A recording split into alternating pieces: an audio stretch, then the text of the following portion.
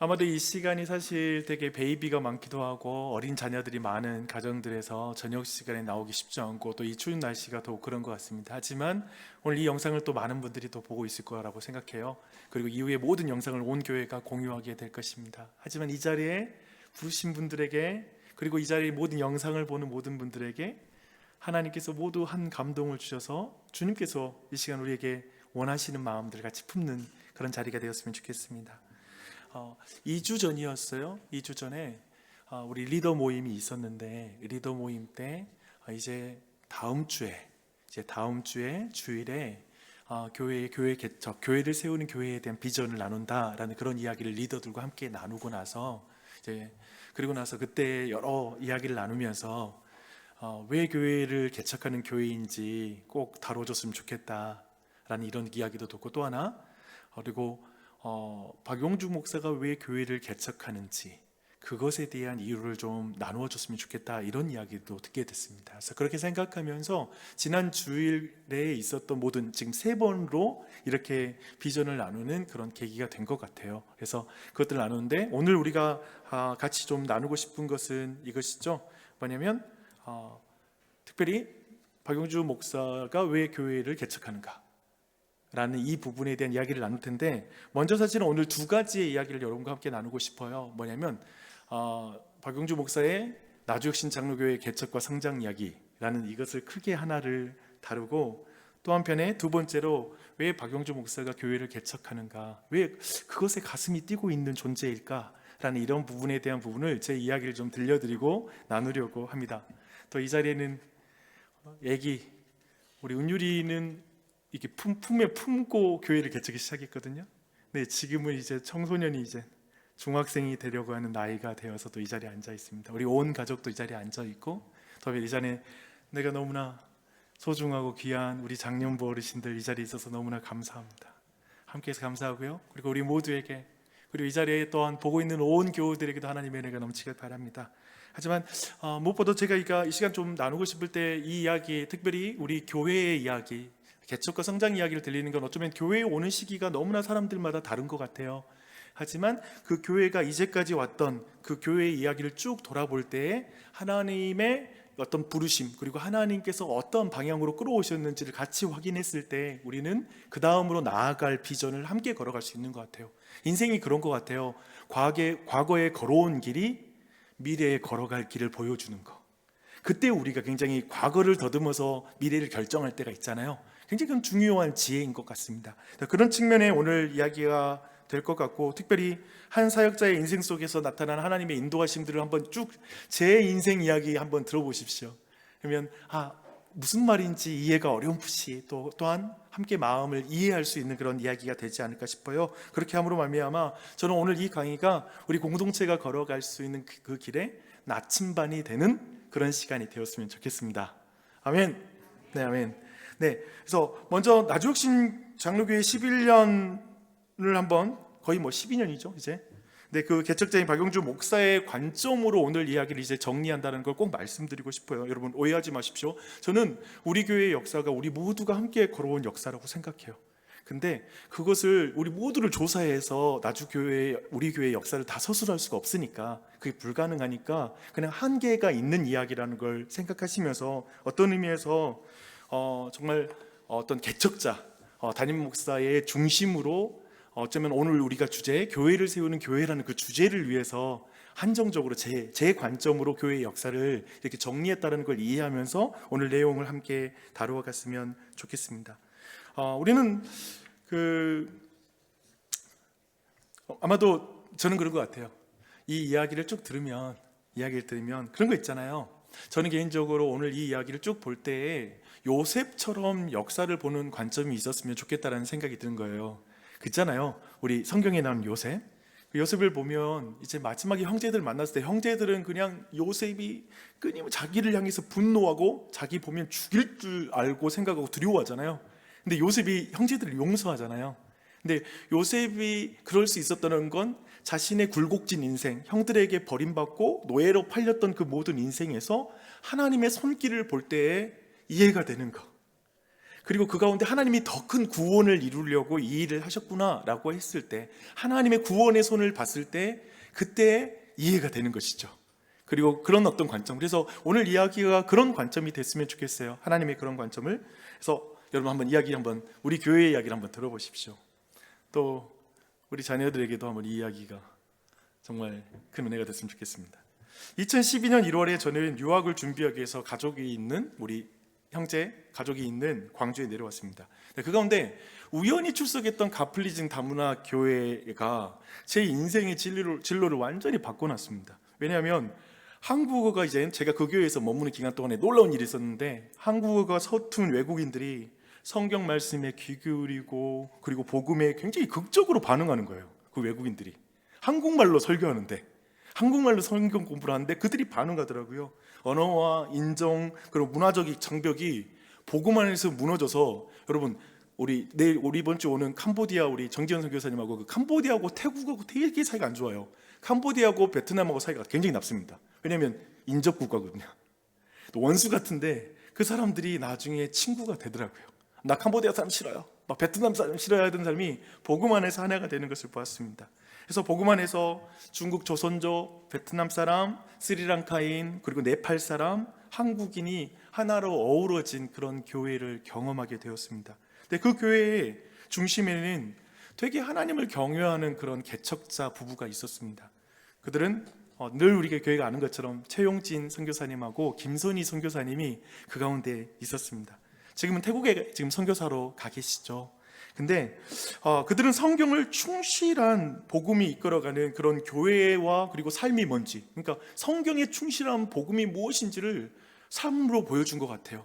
그리고 그 교회로 구현시켜 나가는 걸 옆에서 볼 수가 있었습니다. 그래서 제 개인적으로 그 교회에 간 지 몇 개월 안 돼서 원래 6개월 정도 다니고 유학 가려고 했는데 그 6개월 안에 모든 진로가 바뀌었어요. 뭐냐면 유학을 가더라도 이보다 좋은 환경이 없겠다, 즉 이보다 좋은 학교를 못 만나겠다, 또 한편에 이보다 좋은 교수가 없겠다라는 생각이 드는 거예요. 그래서 그냥 그 교회에 제가 머물기로 했습니다. 그래서 주중에는 제가 개척교회니까요, 성도로 들어갔다가 이제 거기서 남기로 한 거잖아요. 그럼 계속 성도죠. 그래서 생계를 위해서 주중에 족발을 삶았죠. 2년 동안 족발 삶았습니다. 주말에는 그러나 예배의 감격 안에서 한 교회에 속하는, 그러니까 대부분은 목사들이 되고 나면 다 목회자로 가는데 그냥 한 교인으로서 한 교회의 교인으로 들어가서 그 교회를 섬기는 그런 기회를 갖게 됐습니다. 그 기간에 최영진 목사님은 교회 개척의 비전을 계속 저한테 끊임없이 도전하는 거예요. 원래 우리 부부가 선교지 가는 거에 대한 이야기들 하기도 하고, 물론 제가 좀 어려워했지만, 근데 저는 선교 동원가를 꿈꿨어요. 나중에 이야기 드릴게요. 그러니까 청년 대학생 선교 동원하는 사역이 나의 소명이라고 생각하고 있었는데, 교회 개척해야 된다 막 그러시는 거예요. 약 1년 반이 지나고 나서 제 마음에 교회를 개척하고 싶어하는 그런 마음이 막 싹트기 시작했습니다. 나도 이런 교회 좀 세우고 싶다, 그런 마음이 드는 거예요. 이런 교회를 개척하고 싶다라는 생각이 들더라고요. 그러니까 신기하죠? 개척교회에서 개척을 꿈꾼 거야. 그 당시 사람이 많지 않았죠. 점점 커가는 과정을 경험했지만 그 작은 개척교회에서, 그냥 몇십 명 안 되는 개척교회에서 이런 교회 좀 개척하고 싶다라는 그런 소원을 갖게 됐습니다. 그래서 제 마음속에서 우선 마음속에서는 이제 그런 개척에 대한 불이 댕겨진 거죠. 이제 불이 막 타오르는데 이것이 좀 아내에게도 좀 옮겨 붙기를 바라는 마음이 있었어요. 근데 현실은 굉장히 매운 연기만 피어오르는 그런 상황이 진행됐습니다. 막연하게, 그래서 제가 꾀를 썼어요. 기도하면서 이런 생각이 딱 나더라고요. 막연하게 교회 개척을 할까요 말까요 라고 기도하는 것보다는 어떤 교회에 대한 그림을 함께 읽으면서, 뭔가 그림을 그리면서 그런 교회를 개척하고 싶은 소원이 생기면, 그잖아요, 개척하고 싶은 마음이 안 들어요. 원래 잘 안 들어요. 요즘 목회자들이 거의 개척을 안 하니까. 근데 개척하고 이런 교회에 대한 소원이 생기면 개척해보자, 이런 식으로 아내한테 제안하고, 그때 마크 데보의 건강한 교회의 9가지 특징이라는 책이 있었거든요. 근데 그 책을 같이 읽자고 아내에게 제안했습니다. 그래서 저는 아내가 이것에 감동했다라고 생각하는데 그건 제가 생각하는 이유고요. 그런데 아내가 그렇게 동의하는 줄을 믿습니다. 그것을 보고 같이 붙었다고 믿고. 그런데 아내가 개척한 이유 중에 하나에 어떤 제게는 부끄러운 해프닝이 하나 있었어요. 지난 주일에도 제가 잠깐 언급했는데 좀 더 자세히 말씀드릴게요. 우리 셋째 은유리를 출산하기 위해서 이제 분만 대기실 있잖아요. 거기에서 누워서 아내가 막 통증을 조금 느껴가는 그 있잖아요. 간헐적으로 느끼는 그 타이밍에 남편이라는 사람이 개척할 지역의 지도, 우리 혁신도시 지도를 딱 가지고 가서 딱 그 누워있는 위에다가 펴주면서 여기에다가 이쪽에다 우리가 교회를 개척하자라는 이야기를 제가 한 거예요. 그래서 제가 이때 생각하면 제가 요즘도 이런 표현을 쓰는데 철치 플랜팅 바이올런스라고 그 데이팅 폭력이란 말 있잖아요. 이것은 교회 개척 폭력이다 라는 생각이 드는 그런 일들이었습니다. 출산의 고통 속에 있는 아내 앞에서 저 혼자 막 개척에 대한 열망으로 막 불타 있는 거죠. 그러니까 그 모습을 보는 우리 아내의 마음은 얼마나 또 열불이 났을까. 그러니까 이게 좋은 방향에 지금 불이 댕겨지는 게 아니라 열불 나는 상황, 그런 상황이 그 가운데 벌어지게 되는 거죠. 근데 그 순간 안에 그런 생각했대요. 개척이 이미 시작됐구나. 이미 개척은 결정되는 거였어. 나한테 왜 물어보는 거야? 뭐 이런 마음을 갖게 됐다는 말을 들었어요. 그럼에도 사랑을 하는 지금까지 신실하게 나의 동역자가 되어서 여기까지 걸어왔습니다. 너무나 감사합니다. 그날 병원 침대 옆에서 말없이 지도를 편 나를 바라보는 아내의 그 못 말려 눈빛, 저 인간을 어떻게 하나, 그 뭔가 한심한 눈빛을 아직도 기억합니다. 그래서 2014년 드디어 6월 1일 날 개척자의 집, 광주 풍암동에 집이 있었거든요. 근데 거기서 우선 가플리징 다문화 교회인들이 다 와가지고 거실에서 첫 예배로 우리 교회가 시작됐습니다. 근데 10월 첫 주 나주혁신 도시에 그 LH 임대 아파트 3단지 있잖아요. 3단지 쪽에 그때 열리는 거라서 임대를 먼저 했는데 아직 6월 달에 시작했으니까 한 6, 7, 8, 9, 4개월 정도 앞에 제가 개척을 시작한 거였습니다. 왜냐하면 우선 가정 예배 드리는 것이 워낙 우리 가정이 익숙해야 된다는 생각이 드는 거예요. 주보도 거기에 맞춰서 하고 그 어떤 환경 있잖아요. 집안에서 교회를 시작할 거니까 그 모든 것들 인테리어를 어떻게 할지를 미리 준비하자. 그리고 음식 준비도 아내가 굉장히 이제 키워야 되는 그런 긴급한 상황이 있었기 때문에 굉장히 아내도 그 시간에 한번 음식을 요리 실력을 키우는데 그때 엄청나게 요리 실력이 늘었죠. 그래서 저도 깜짝 놀랐어요. 아내도 놀라면서 막 하나님 이게 내가 만든 음식입니까? 뭐 이런 그런 분위로. 그러면서 우선 가정에서 그렇게 예배를 드리는 것에 익숙해지는 게 첫 번째 목적이었고, 또 한 가지는 이제 교회를 개척하면 3단지 집에서 시작할 텐데 집에서 시작하면 이제 교회로 접근할 수 있는 문턱이 너무 높아지는 거잖아요. 그렇잖아요. 그렇기 때문에 온라인 공간에다가 교회를 소개할 수 있는 그런 공간을 만들어야 되겠다 미리. 그리고 그 자료를 준비하려면 한 4개월 정도의 시간을 가지고 준비를 하자라고 생각을 했어요. 그래서 교회의 철학 같은 것을 다음 카페에다가 막 했어요. 그리고 거기에다가 제 이제 4개월 동안 설교를 거기다 업로드 시킨 거죠. 이제 내 설교하는 것을 보고 사람들이 또 교회를 찾기도 하니까 좀 그런 식으로 이제 준비를 했습니다. 근데 이 시기에 사실은 막 영감이 막 쏟아졌던 것 같아요. 교회를 향한, 이제 세우는 교회를 어떤 교회를 세워야 될까에 대한 그 비전과 이런 마음들을 하나님이 막 내게 주셨던 것 같습니다. 그래서 그게 교회의 이름과 교회 CI 있잖아요. 그러니까 예를 들면 교회 로고 있잖아요. 원래 우리 교회 로고가 있는데 밖에 보면 우리 교회 간판에 있는 로고가 있거든요. 그 로고를 그때 거기다가 모든 철학을 담았어요. 나주혁신 장로교회 그잖아요. 이게 영어로는 나주 Reformed Presbyterian Church거든요. 근데 NRPC이잖아요. 여기서 우리 교회는 신학적으로 개혁주의 신학을 따른다라는 게 Reformed, 나주 Reformed거든요. 그래서 혁신, 이게 개혁이라는 말도 되잖아요. 그래서 나주 개혁주의 신학을 우리는 따른다라는 의미였고, 구조적으로 즉 교회의 질서와 권위와 운영에 있어서는 우리 교회는 장로교회를 따라간다. 그래서 나주혁신 장로교회, 지역 이름에다가 나주혁신 장로교회라는 이런 이름을 담았습니다. 또 한편에 우리 교회 이제 로고 보면 제가 처음에 네모와 동그라미 그리고 십자가, 가운데 십자가와 그다음에 플러스라는 게 있어요. 플러스가 있어요. 근데 이 로고에다가도 이런 마음을 담아봤어요. 먼저는 십자가는 성경에 충실한 복음적인 신학, 즉 우리가 강해적으로, 내가 설교를 강해적으로 그리스도 중심의 그런 복음 설교를 하는 그런 교회라는 의미를 이렇게 담았고요.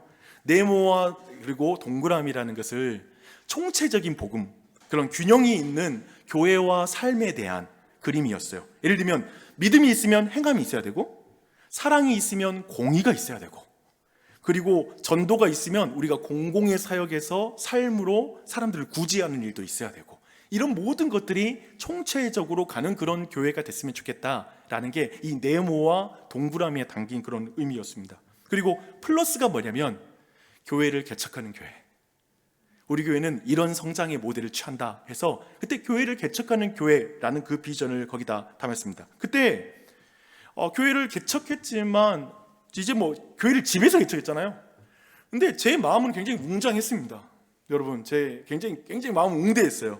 2014년 12월 초에 사실상 그 첫 등록자들이 10월에 시작한 교회가 12월 첫 주에 3개월 정도 시간을 지켰어요. 10월, 11월 이제 하는 게 거의 3개월 가까이 지키고 첫 등록을 저희 부모님 댁에서 수련회를 했던 기억이 나요. 근데 그 수련회 때 그때 제가 이런 말을 했어요. 우리 교회는 하나의 대형 교회가 되는 것이 아니라 분립개척을 통해서 도시 전체를 섬기는 교회가 될 것입니다. 막 그런 비전 프리젠테이션 했어. 이제 교회에 모여가지고 몇 가정 안 모이는데 막 마음은 웅대했던 것이죠. 그런 때가 있었습니다. 그래서 드디어 10월 첫 주일에 이제 나주혁신 도시에서 모임이 시작됐습니다. 그러니까 넓은 예배당도 없었고 뭐 환한 간판도 없었고 빛나는 십자가도 없었죠. 집에 뭐가 있겠어요? 작은 거실에서 복음의 씨앗을 뿌리기 시작했습니다. 그러니까 그 당시에 장소의 선택의 여지가 많지 않았습니다. 제가 왔던 그 시기에는 편의점이 3개인가 있었어요. 아파트 단지가 2단지 열렸고 4단지가 열렸었거든요. LH가. 그 다음에 3단지가 열린 거였거든. 그러니까 거기마다 편의점 하나씩밖에 없었어요. 다른 데 뭐가 없었어요. 그 시기에 제가 들어왔었는데, 그러니까 뭐 어디 그 당시에 건물도 많지 않아서 장소 뭐 생각도 안 했고요.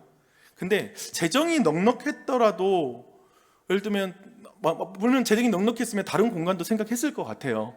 근데 집에서 모였던 그 마음에 한 가지는 분명했던 것 같아요. 뭐냐면 교회는 건물이 아니라 사람이다 라는 생각. 그러니까 사람들이 모이는 것이 교회지. 그래서 집에서 개척하는 것이 그렇게 나한테 어렵지 않았어요. 그리고 그런 것들에 대해서 최영준 목사님이 막 이런 선택을 막 격려해주고 응원해주고, 사실은 많은 목사들은 그러지 않을 거예요. 어떻게 건물을 잘해서 처음에 들어갈지를 먼저 조언해 줄 것 같은데, 최영준 목사님도 그렇고 저도 그렇고 그냥 집에서 시작하고 오케이 집에서 합시다 뭐 이렇게 하면서 집에서 개척하는 게 별로 두렵지가 않았습니다. 그때 최영준 목사님이 저를 끊임없이 코칭해 주셨는데, 그때 최영준 목사님이 제게 해주셨던 그 말씀이 기억납니다. 목사님, 앞으로 6개월 동안 가족만 예배 드려도 괜찮아요? 예, 그랬죠? 1년 동안 가족만 모여도 괜찮아요? 예. 그럼 2년이 지나도 가족끼리만 모여도 괜찮아요?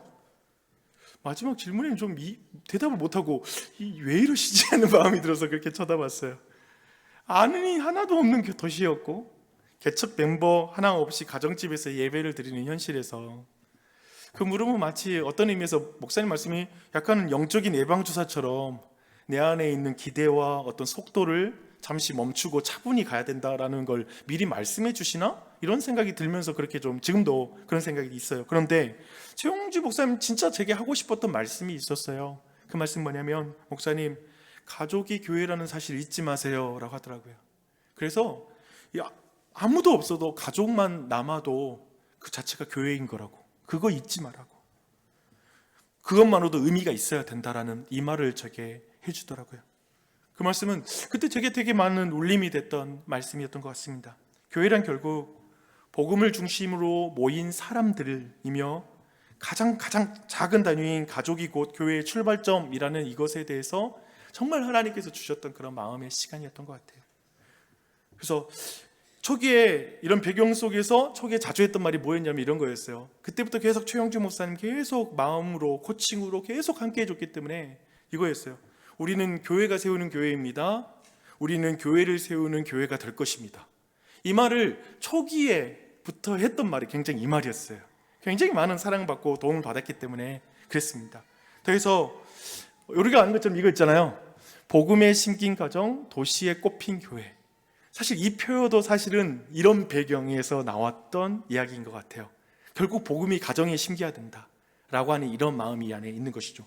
그래서 한 3개월쯤 그렇게 모이자 집에서 모임이 벅찰 만큼 사람들이 많이 모이는 거예요. 재밌지 않아요? 집에서 교회를 개척했는데 매주마다 사람이 찾아오더라고. 솔직히 그 이후에 그처럼 사람이 많이 찾아온 적은 지금까지 없어요. 지금도 예를 들면 안 올 때도 있거든요. 우리는 지금 예를 들면 방문자가 없을 때가 있는데 그때는 매주 방문자가 오는 거죠. 3달 동안. 신기하지. 매주 주마다 막 왔어요. 물론 다 정착한 건 아니었어. 물론 보고 나서 기겁하고 안 오신 분도 있었지만 우리는 결국 이제 그렇게 되니까 토요일과 주일에만 태권도 도장을 빌리는 것으로 가기로 그때 결정을 했습니다. 그러니까 이때 누군가 이 시기에 막 교회가 이제 모이면 교회가 텐트 치고 거기다가 모든 물건을 보관했거든요. 토요일 날 다 꺼내서 설치하고 주일 날 모임 끝나면 거기다 다 다시 이제 그 텐트에다가 집어넣는데 이때를 보고 그 정말 텐트를 치고 거두기를 반복하는 유목민 교회냐, 노마드 교회 같다 이런 말을 했던 기억이 납니다. 그런데 그 가운데 이제 주중 모임은 계속 교회가 이어져 갔고요. 그리고 초대교회가 그랬듯 우리의 일상 공간에서 신앙을 나누는 그런 것을 경험했던 것 같아요. 그냥 집에서 성경 공부하고, 그래서 놀랍게도 도장과 그리고 태권도도 도장이고 그리고 가정이라는 이 소박한 공간임에도 불구하고 그때도 사람이 늘더라고요. 그때도 사람이 찾아오고 교회에 사람이 계속 정착하기 시작했습니다. 근데 이들이 정착했던 큰 이유가 있기도 한데 여기에 우리 진재구 형제 있잖아요. 진재구 형제가 처음 개척할 때 되게 했던 말이 기억나는데 그 교회를 개척했던 이유 중에 하나가 뭐였냐면 마지막 예배 다 끝났는데 사람들이 전부 다 텐트에다가 뭐 물건을 옮기는 거 보는데 애기들까지 다 옮기는 장면 보는데 자기가 여기 교회 등록했다는 생각을 했대. 참 생각이 이상하죠. 요즘 사람 같지가 않아요, 그렇죠? 그러니까 하나님이 막 이렇게 역사했던 것 같아. 그렇게 역사해서 우리가 막 모여들었던 것 같아요. 근데 이 시기에 우선 굉장히 이렇게 교회가 성장하는 과정 속에 어떤 두 가지 큰 이유가 있는 것 같아요. 그건 뭐냐면 이 시기에 교회는 진짜 가족 같았어요. 너무 작고 규모도 작았고 그 따뜻한 느낌이 어마어마했던 것 같아요. 그래서 건물로 시작하면 예를 들면 이런 공간에 몇 명 안 모이면 좀 썰렁하잖아요, 사실은. 근데 썰렁하지가 않는 거지, 집에서 모이니까 썰렁하지가 않아요. 그리고 가정에서의 모임은 그 자체로 너무 따뜻한 분위기를 그 당시에 만들었던 거예요. 그리고 더해서 초기 멤버들에게 나는 지금 또 고마워요. 심지어 그 초기 때 있다가 교회를 떠난 사람도 있거든요. 근데 나는 그 사람에게 다시 만나면서 고맙다고 말을 했어요. 그때 초기에 그 자리를 지켜줘서 고맙다고 할 정도로 그때 초기 멤버들이 빨리 교회에 녹아졌고요. 그 사람들이 사람 막 이렇게 환대해줬어. 그때 오면 다른 사람이 오면 그 사람은 그때 그러니까 2주에 이 교회에 들어왔다가 그 다음 주부터 그 새가족 그 임원이 된 새가족 팀원이 돼가지고 다른 사람을 환대하는 이런 분위기였어요. 그러니까 초기 멤버의 역할은 너무나 컸던 거죠. 너무나 귀했던 것 같아요. 너무나 감사해요. 그래서 그런 분위기 안에서 그 따뜻한 그런 분위기와 이런 거 안에서 정말 교회가 자라기 시작하는데 이때 이제 주일에는 모임은 어땠냐면 원세대 예배를 같이 드렸고요. 다 같이 그냥 예배 드렸고 이때는 오후에는 하이델베르그 요리 문답을 해서 교리 공부를 이렇게 했던 기억이 납니다. 그리고 주중에는 제가 어떻게 했냐면 1대1로 성경 공부했어요. 뭐 예를 들면 박문철 형제님 내가 로마서 1대1로 막 그때 같이 하기도 하고 그리고 수요일 날에는 엄마가 기도할 때라고 하는 모임을 했는데 시선자매님 계셨죠. 그때 그 엄마가 기도할 때 모임에 모여가지고 이제 엄마들 대상으로 여성들 대상으로 이렇게 모임도 진행됐습니다. 그러니까 한마디로 제가 볼 땐 이거예요. 그 당시에 모이는 모든 교회, 우리 교회의 성장은 공간이 아니라 공동체와 예배 때문에 모였던 것 같아요. 그러니까 그것 때문에 사람들이 교회 안에 등록하고 정착하게 됐던 그리고 그 시기가 태권도장이 있을 때 우리 황인수 집사님이 그때 오셨죠. 이러면 그렇게 우리가 한 몸이 됐습니다. 이 시기가 사람들이 교회 개척하고 나면 사람들이 항상 질문하는 게 있거든요. 언제가 제일 힘들었어요? 혹시 그 개척 초기에 그렇게 막 할 때 힘들지 않았어요? 라고 묻거든요. 근데 제가 이렇게 대답해요. 아니요, 제일 행복했어요. 저는 굉장히 그때 너무 즐거웠어요. 라고 이렇게 말합니다. 제가 뭐 불편하고 힘든 것을 못 느끼는 약간 제가 그런 병이 걸려서가 아니거든요. 근데 그게 아니야. 아니라 저는 생각해 보세요. 작은 개척교회의 문화가 좋아서 교회 개척한 거예요. 그러니까 나는 그게 기본인 거야. 그리고 그게 가장 좋았어요. 그래서 이걸 뭐라 하냐면 40명 이하를 가정교회, 그러니까 하우스 철치라고 이렇게 그냥 이름을 교회에 분류할 때 그런 이름이 있는데 제가 그 가정교회 규모를 너무 좋아했던 거예요. 그게 너무 익숙했고 그리고 그 분위기가 너무 좋았습니다. 그래서 오랫동안 제가 이 가정교회를 항상 저는 마음으로 이상적인 교회로 생각했어요. 교회는 그래야 돼. 그렇게 친밀해야 돼. 그러니까 그렇게 좀 따뜻해야 돼. 이게 내 안에 교회에 대한 그림이었어요. 근데 그 안에 저는 굉장히 편했습니다. 사실은 그 분위기가 집에서 모이는 게 난 너무 편한 거예요. 너무 좋고 그랬어요. 근데 물론 그때는 생각해보면 저는 지금도 많이 부족하죠. 근데 그때는 지금보다 더 부족했어. 근데 제가 보니까 뭐냐면 작은 규모 안에서는 제가 가진 약점이 확 드러나지 않는 그런 거더라고요. 예를 들면 저는 개인적으로 그래요. 제 장점 중에 하나는 가르치는 은사, 설교를 하고 또 기도회를 인도하고 하는 그런 부분에 강점이 있는 것 같아요. 근데 다른 쪽에 이제 약할 수 있잖아요. 행정이라든지 리더십이라든지 부족할 수 있는데 작은 규모는 크게 그게 드러나지 않는 거지. 설교를 잘하고 또 이렇게 개인적인 만남을 잘하면, 제가 또 개인적으로 만나면 또 이야기 되게 이렇게 같이 이야기하는 걸 또 잘하는 편인가요? 네. 여러분이 고개를 끄덕여 주면 믿어주고, 여튼 그런 것들 인사가 있으니까 그렇게 이렇게 만났던 거 기억이 납니다. 그래서 그 당시는 좀 그랬어요. 근데 그래서 이제 드디어 이렇게 1월부터 6월까지 태권도장에 머물렀는데 이제 장마가 시작한 시점에 안 되겠더라고요. 텐트 구멍도 조금씩 나기 시작하고 거기 안에 스피커도 있고 한데 제가 이대로는 지속 가능하지는 않다. 그러니까 이 시점에 뭔가 변화가 필요한 시점인데 7월 달에 토담상가 5층 이 자리 502호거든요. 502호로 자리를 옮겼습니다. 그 시기에 교회 숫자가 작년 20명에 아이들 한 20명 됐었어요.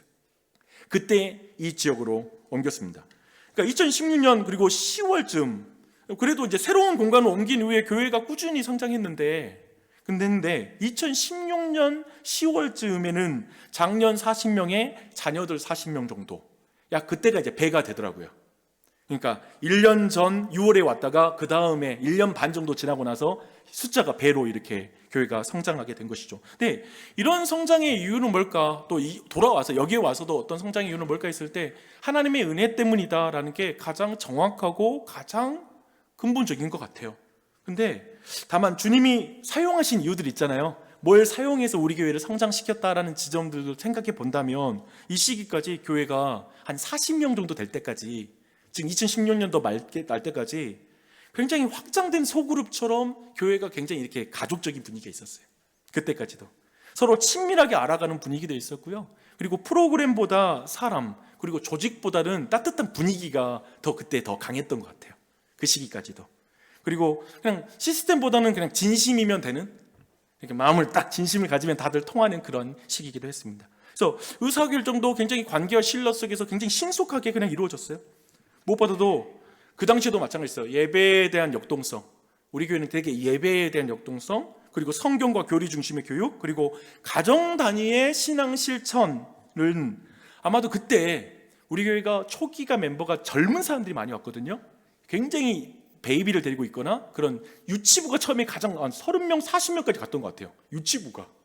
그러니까 그때 그 숫자가 굉장히 많이 들어오게 됐던 이유는 뭐냐면 우리 안에, 그리고 저도 아내도 그렇지만 그 다음 세대, 그리고 아이들 신앙 교육에 대한 관심이 너무나 많았던 지점들, 이런 지점이 초기 멤버들이 깊이 들어오게 됐던 그런 계기가 되었던 것 같습니다.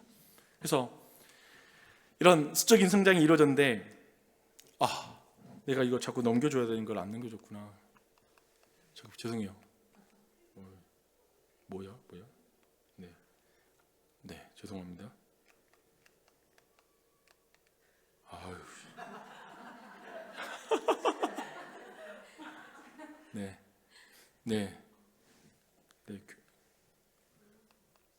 오케이, 이거지 이거. 네, 이거요. 대강 시간도 나오게 돼 있었는데 제가 이거 깜빡하고 지금 내가 진짜. 근데 수적인 성장이 교회를 역동적으로 만듭니다. 진짜 그래요. 숫자가 늘어나기 시작하면 교회가 좀 역동적이에요.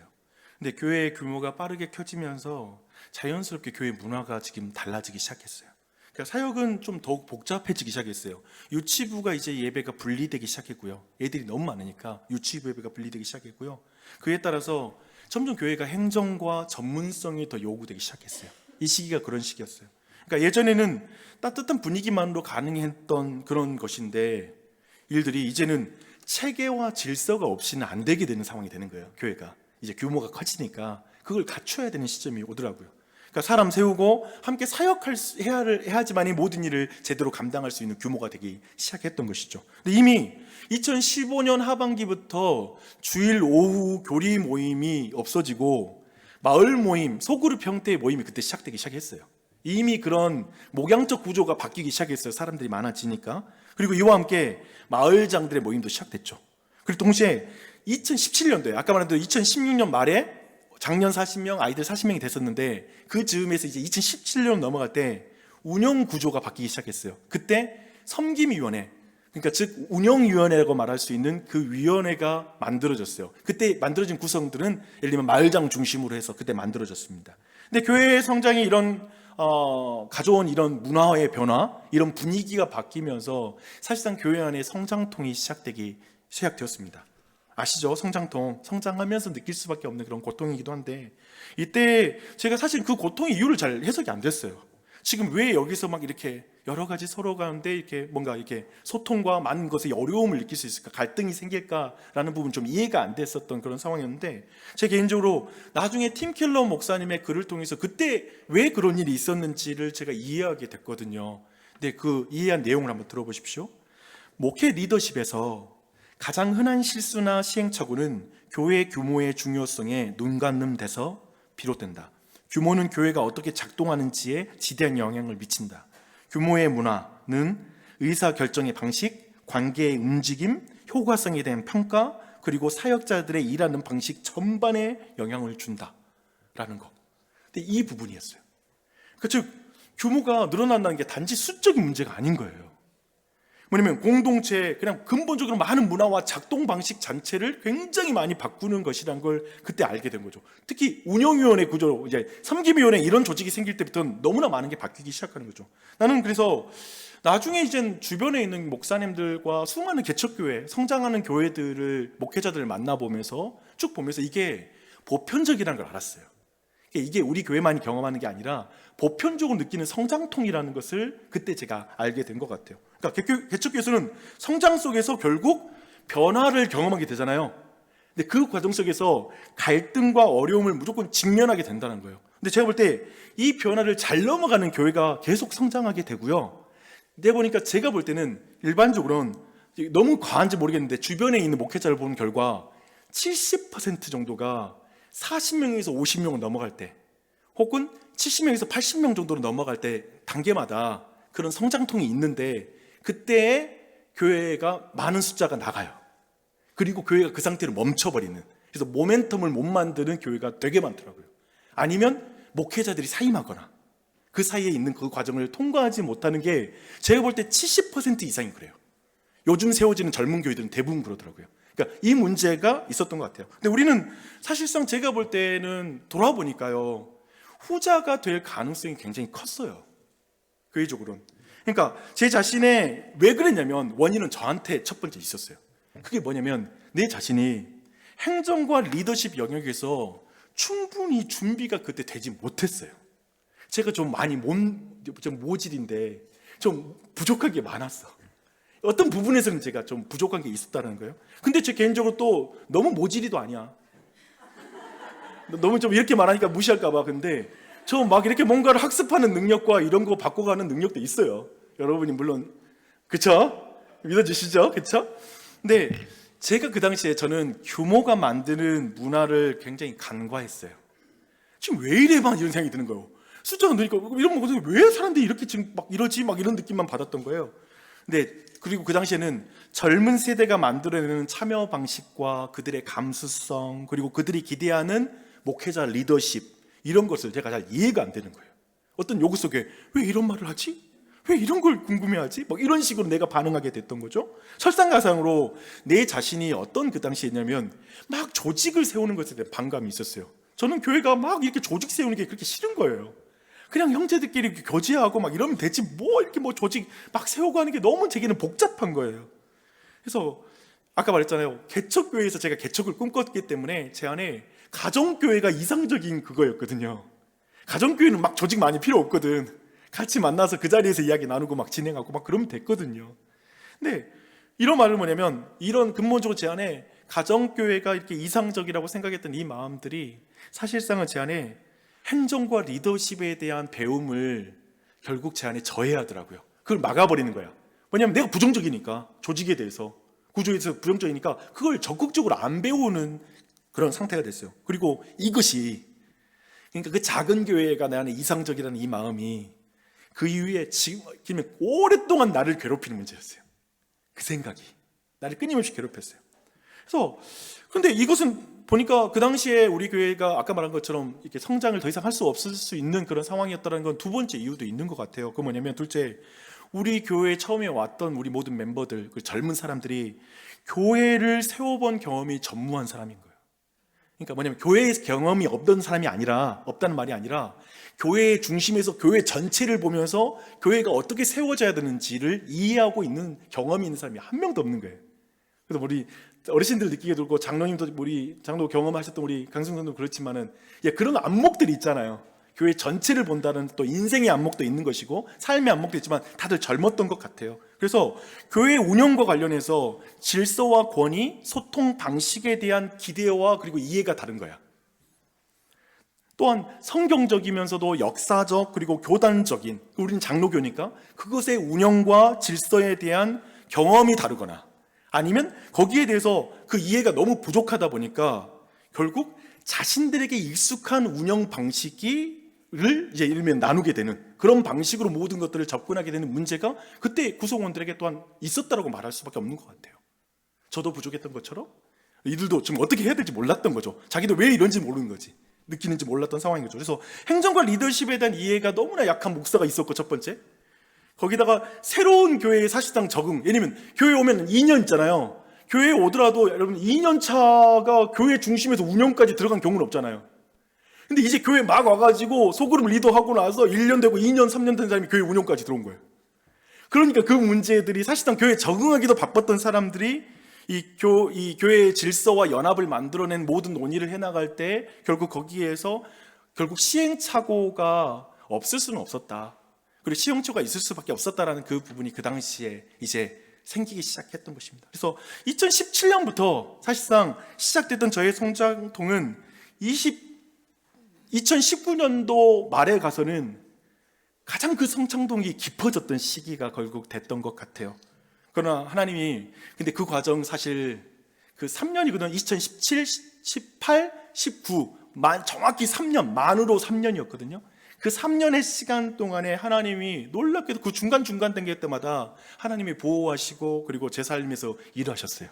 그래서 그 과정을 어떤 방식으로 넘어가게 하셨냐면 제가 그 과정에서 시티 투 시티 코리아, 제가 지금 이사로 있고 있는 그 교회 개척 운동 있잖아요. 팀 켈러가 만든 그런 교회 개척 운동인데 거기에서의 훈련과 그리고 목회학 박사 과정, 그게 하나님의 한 수였어. 우리가 일반적으로 말하는 신의 한 수라고 할 수 있는 것이 됐습니다. 왜냐면 팀 켈러 목사님의 한 글을 이제 내면 훈련 가운데 배웠던 내용 중에 이런 것이 저를 깨우는 거예요. 저를 괴롭혔던 아까 문제가 뭐였죠? 저는 작은 규모가 이상적인 거였어요. 그냥 작고 이렇게 아담한 그런 교회가 나한테 이상적이었는데 그것이 치우친 관점이라는 것을 저게 깨닫게 해주더라고요. 그게 틀렸다는 거. 그러니까 사람이 무슨 문제가 생겼을 때 저쪽만 틀려 라고 말하면 문제가 해결이 안 될 때가 많잖아요. 그러니까 내가 틀렸다라는 가능성, 그리고 내가 가지고 있는 이런 뭔가 이게 맞은데 라고 하는 그 관점이 틀렸다라는 걸 깨닫게 되었던 경험이 있었습니다. 그래서 제가 그 당시 그러니까 어떤 생각이 내 안에 있었냐면 교회가 커가면서 막 목회자에게 요구되는 게 있거든요. 교회에 좀 이런 좀 방식이 왜 이렇게 진행되나요? 좀 이런 절차와 진행 방식을 가지면 더 많은 사람이 공감할 텐데요. 막 이런 것들이 있잖아요. 이걸 행정이라고 불러요.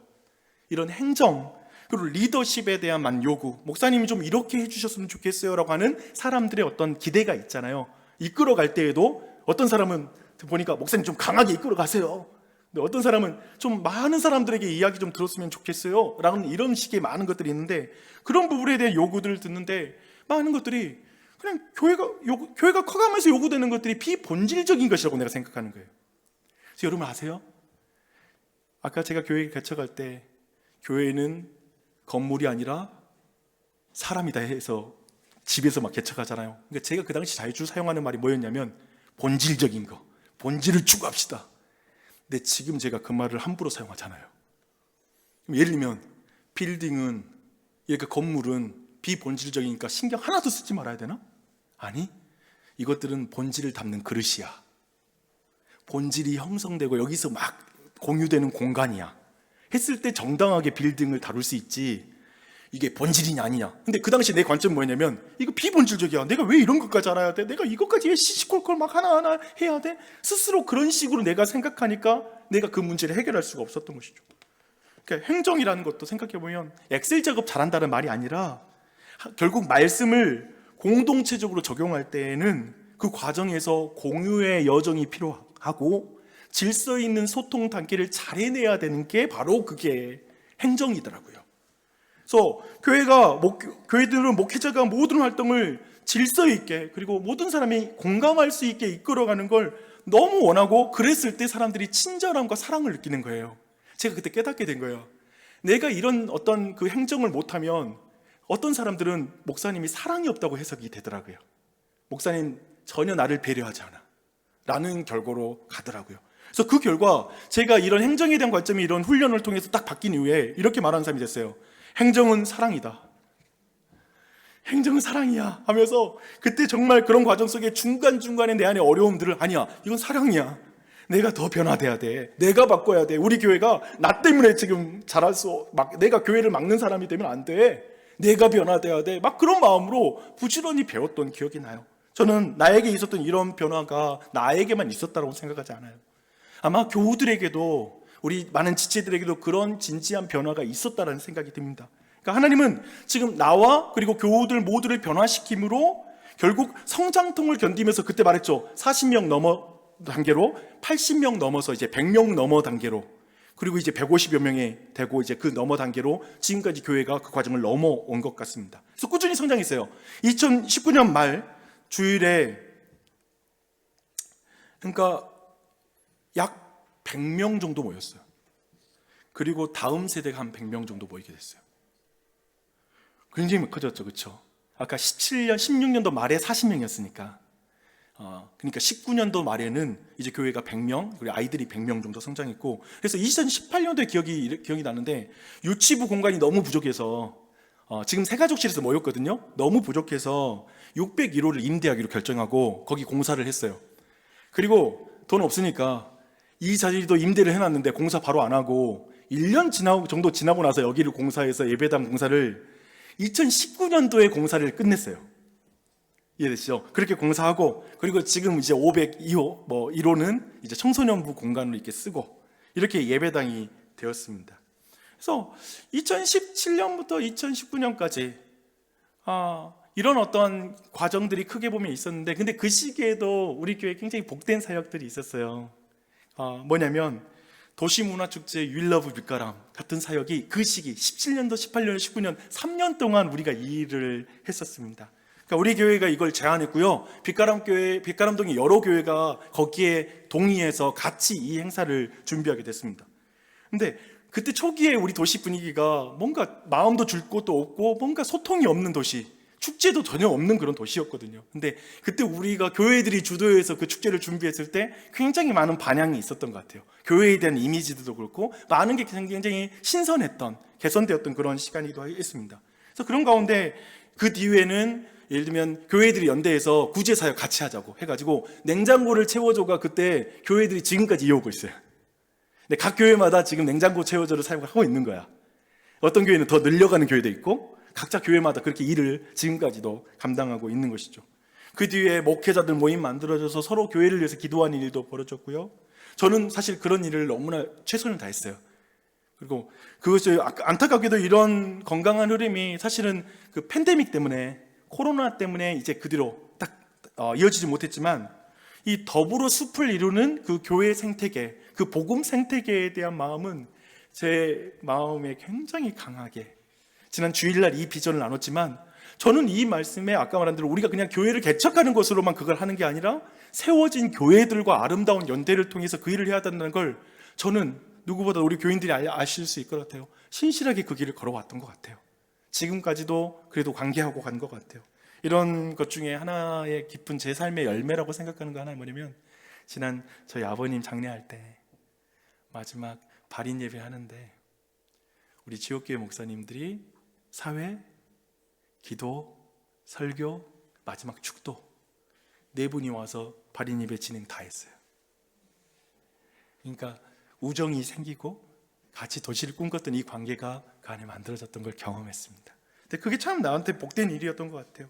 근데 이 시기에 교회는 분명히 성장하는 시기였지만 제 안에 좀 깊어가는 네, 아유, 진짜 좀 넘겨줄래요? 네. 네, 이겁니다. 아니, 이게 아닙니다. 네. 전장인데 전장으로 가야 돼요. 왜 이게 안 될까요? 예, 너무 심하네요.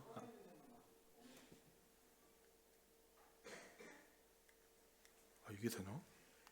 예, 되네요. 꺼놓고 제가 그랬군요. 네, 이 시기에 교회 급성장했는데 제 안에 한 가지 좀 고민이 깊어진 게 있었어요. 그러니까 교회가 새로운 회신자를 얻는 성장이 아니라 새로운 지역에 이주한 교인들 중심으로 이루어진 성장이었잖아요. 근데 제가 이거 기도했었어요. 그러니까 이주한 사람들이 정착할 수 있는 교회를 세우게 해달라고. 그러니까 그 자체는 응답됐어요.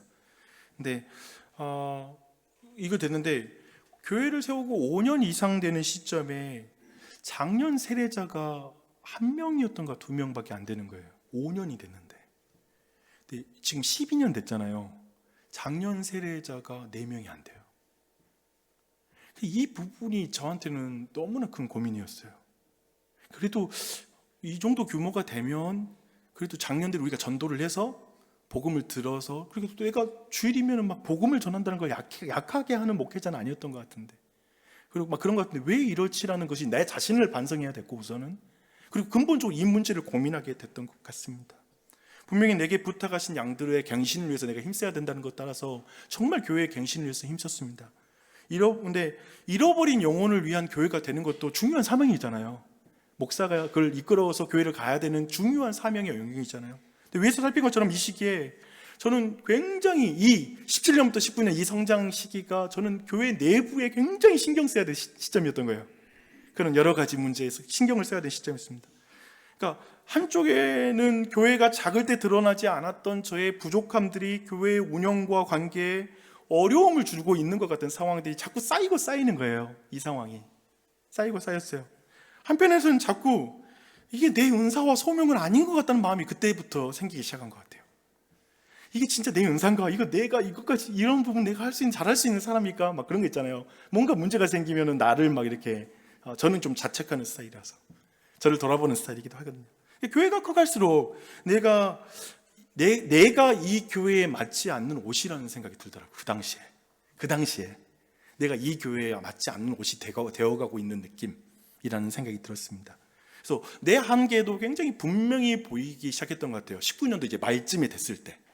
그러면서 자연스럽게 질문이 시작된 거예요. 나는 누구인가? 그러니까 나라는 사역자는 누구인가? 하나님 나라에서 나의 역할은 뭘까? 라는 막 이런 생각을 그때부터 하기 시작했습니다. 이것은, 그러니까 예를 들면 이런 질문들은 단지 어려움에 대한 질문을 넘어선 질문들 있잖아요. 좀 진지하게 생각해 봐야 되는 그런 질문들이 그때 시작됐습니다. 그래서 19년도에 말이 되었을 때에 큰 변화 속에서 성장통과 부르심의 고민과 관계의 무게, 그리고 내적인 자책감까지 막 더해지면서 제 몸에 약간 이상 증세가 오기 시작했어요. 그러니까 돌아보니까 약간의 어떤 우울증이라든지 공황 증세 같은 것들이 이제 그때 있었던 것 같아요. 그래서 그러니까 그때 순간에는 그랬던 것 같아요. 부모가 우리가 예를 들면 부모의 영향으로 자녀들이 너무 탁월한데 좋은 기회를 막 놓칠 때, 예를 들면 내가 좀 가난하고 형편이 안 돼서 아이들이 좋은 기회를 놓칠 때 어떤 부모들은 아유 저 녀석이 좋은 부모 만났다면 더 좋은 인생 살 텐데라는 생각이 들잖아요. 근데 그런 식의 생각을 제가 그 당시에 많이 하게 되었습니다. 그러니까 모든 것이 지속 가능하게 보이지가 않더라고요.